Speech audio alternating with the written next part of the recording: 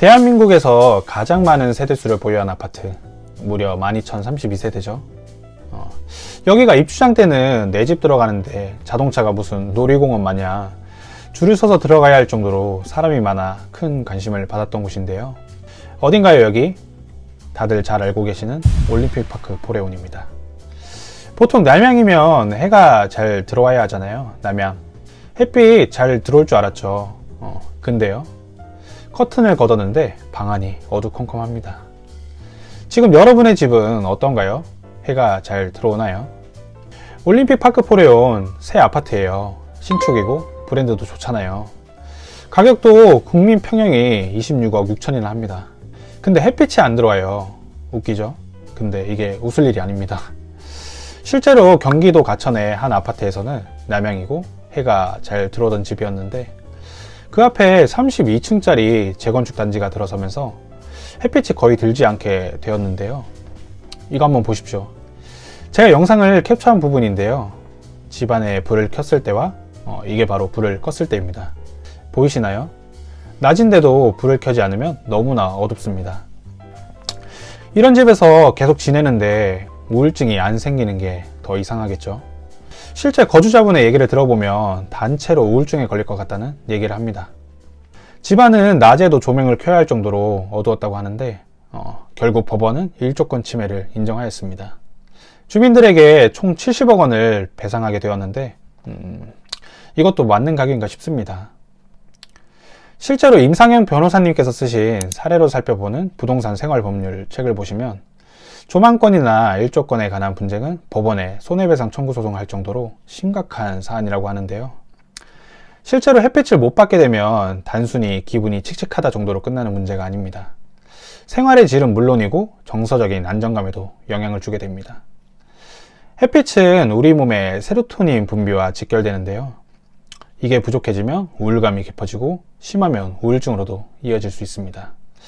의학적으로도 이미 여러 번 입증된 사실이죠. 우리는 신축이면 무조건 다 좋은 줄 압니다. 새로 지었으니까 다 편하고 다 완벽할 줄 알았죠. 근데 이게 함정이에요. 신축이니까 오히려 놓치는 것들이 많습니다. 아파트는 비쌀수록 좋다. 신축은 다 해결해준다. 그 믿음 오늘부로 조금 의심해 보셔야 할지도 모르겠습니다. 신축이기 때문에 오히려 놓치는 것들이 많거든요. 실제로 살아본 사람들만 아는 불편함들, 겉으로는 보이지 않지만 일상 속에서 계속 불편함으로 다가오는 부분들이 있습니다. 저는 주로 재개발, 재건축 지역 중심으로 부동산 분석을 해오고 있는데요. 이 시장을 오래 들여다보면서 알게 된 사실들이 있습니다. 그래서 오늘 영상에서는요, 아파트를 살 때 정말 많이들 놓치는 3가지 핵심 포인트 먼저 알려드릴 거고요. 영상 중간에 실제로 몇백만 원은 아낄 수 있는 팁도 있으니까 스킵하지 마시고 끝까지 시청 부탁드리겠습니다. 본격적으로 알아보기에 앞서 구독을 해두시면 이제 소액 투자 지역과 아파트에 관한 꿀팁들을 알려드릴 예정이니까 구독과 좋아요, 알림 설정 부탁드리겠습니다. 구독과 좋아요, 빠바. 먼저 첫 번째 포인트는 앞에서도 말씀드렸다시피 바로 채광입니다. 여러분들께서 매매나 거주하기 위해서 전월세를 알아보실 때 중개사분께 이런 얘기 한 번쯤 들어보셨을 겁니다. 여기 해 정말 잘 들어요. 하루에 4시간 이상씩 들어오니까 신경 안 쓰셔도 돼요. 걱정 안 하셔도 돼요. 이런 얘기 들어보셨을 텐데요. 그런데 막상 이사 와서 살아보면 이게 웬걸? 해는 들어오긴 하는데 손바닥만큼밖에 안 들어옵니다. 바깥 날씨는 화창한데 내 집안은 늘 어둡고 침침하다면 이유는 바로 채광 부족 때문입니다. 우리는 아파트를 고를 때 남양이면 햇빛 잘 들어오겠지 하고 그냥 대충 결정해버리는 경우가 많은데요. 그런데 막상 살아보면 커튼을 걷었는데도 방안이 어두컴컴한 경우가 의외로 많습니다. 바로 일조량은 있는데 채광은 나쁜 집이 그런 경우인데요. 둘은 비슷해 보이지만 완전히 다른 개념입니다. 일조량은 햇빛이 얼마나 오래 들어오느냐를 얘기하는 거고 채광은 집안이 실제로 얼마나 많은 빛이 들어오냐, 즉 밝으냐의 문제를 얘기하는 겁니다. 예를 들어 하루에 4시간 해가 들어온다고 해도 바로 앞에 건물이 시야를 막고 있거나 베란다 구조가 깊게 파여 있으면 실내는 대부분의 시간 동안 어둡고 탁하게 느껴질 수 있겠죠. 그래서 집을 볼 때 꼭 체크하셔야 할 건 햇빛이 얼마나 오래 들어오느냐, 보다 내가 이 집안에서 밝게 살 수 있느냐를 확인하셔야 합니다. 부동산에서 설명하는 남양 1조 시간 동영상 정보만 믿지 마시고 직접 방문해서 낮에 불을 껐을 때 실제 채광이 어떤지 꼭 확인해 보셔야 합니다. 그리고 창 앞에 가림 요소가 있는지 앞동 간의 간격이 충분한지도 한번 체크해 보시고요. 그리고 직장 때문에 낮에 집을 못 보시는 경우도 있으신데요. 요즘 어플이 너무 잘 돼 있다 보니까 이제 퇴근해서도 집에서 확인하실 수 있는 방법이 있으신데요. 바로 호객노노 어플입니다. 한번 같이 호객노노 어플을 이용하여 확인해 볼 텐데요. 먼저 어플에서 확인할 단지를 검색하고 아래로 내려보시면 아파트 일조량이라는 메뉴가 있습니다. 여기서 이제 3D 일조량 보기를 누르시고 시간대별로 확인해 보시면 되는데 바로 아래 보시면 계절별로 보는 기능도 있습니다. 그래서 계절별로 시간대별로 한번 확인해 보시고 가장 좋은 건 사람들이 커뮤니티에 적은 후기를 참고하시는 방법이 가장 정확하겠죠. 이제 실내가 밝고 햇빛이 자연스럽게 드는 집은 단순한 기분 문제가 아니라 일상과 건강, 생활 만족도를 크게 바꿔놓습니다. 집을 살 땐 채광이 좋은 집을 고르셔야 사는 동안 만족하며 사실 겁니다. 그리고 다음으로 두 번째 포인트는 누수입니다. 집을 처음 볼 때는 대부분 인테리어나 이제 구조만 눈에 들어옵니다. 조명이 예쁜지, 마감이 깔끔한지, 수납 공간은 넉넉한지. 하지만 실제로 살아보면 진짜 불편하면 그게 아닙니다. 한겨울에 벽지에서 곰팡이가 피고 아무 이유 없이 집안에서 키키한 냄새가 날 때, 그때서야 알게 됩니다. 이게 누수구나. 누수는요, 이제 단순히 도배 한 번으로 끝나는 문제가 아닙니다. 경험해 보신 분들은 아시겠지만 원인 찾기가 너무 어렵고 보통 위층과 아래층을 오가며 배관 구조를 확인해야 하는데 보통 일이 아닙니다. 실제로 작업자가 오면 계속 왔다 갔다 하시면서 이제 탐지기를 들고 다니시는데 작업자가 계속해서 원인을 못 찾게 되면 그때부터는 이제 집 전체를 뜯어야 하나? 막 걱정이 되기 시작합니다. 이런 상황 겪어보신 분들은 정말 깊게 공감하실 텐데요. 그리고 겪어보지 않으셨다면 지금부터 주의 깊게 보셔야겠습니다. 단 5분만 투자해도 이런 최악의 상황을 막을 수 있는 방법이 있습니다. 지금부터 알려드릴 집 보러 갔을 때 꼭 확인해야 할 누수 체크 꿀팁 3가지. 이것만 기억하셔도 수백만 원의 손해는 충분히 막을 수 있습니다. 먼저 첫 번째로 이제 가장 쉽게 확인할 수 있는 방법은 도배의 상태를 유심히 살펴보는 겁니다.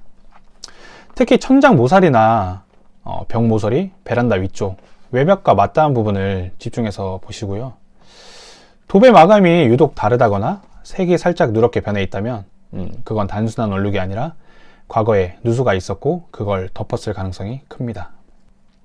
겉으로는 깔끔해 보여도 벽 속에 이미 곰팡이가 퍼져 있을 수 있거든요. 이런 집은 몇 달만 지나도 키키한 냄새가 나고 벽지가 들뜨거나 한겨울에 물기가 맺히기 시작합니다. 두 번째는 화장실 안방 벽지 상태를 확인하는 건데요. 특히 욕실과 붙어있는 안방 벽, 그쪽 벽지에 곰팡이 자국이나 색번짐이 있다면 무조건 의심하시면 됩니다. 보통 누수는 위층 욕실 바닥 방수층에서 시작되는데 그 물이 내 집 벽으로 스며드는 식입니다. 이게 한두 번이 아니라 지속되면 곰팡이는 물론이고 단열 성능까지도 떨어지게 되죠. 겨울엔 그쪽 벽이 유독 차갑고 여름에 눅눅하게 됩니다. 실제로 이런 문제로 난방비가 훨씬 더 많이 나오는 집도 많습니다. 그리고 마지막으로 세 번째는 눈에 안 보이는 누수를 찾아내는 셀프 체크 방법입니다. 이건 집을 보기 전이나 계약 전에 실거주 세대가 있을 경우 요청해서 확인해 볼 수 있는데요. 방법은 아주 간단합니다. 첫 번째로 집안의 모든 물 사용을 멈추고 두 번째로 수도 계량기 밸브를 잠근 상태로 5분 정도를 기다립니다. 세 번째로 다시 밸브를 열었을 때 계량기 바늘이 움직이는지를 확인하는 겁니다.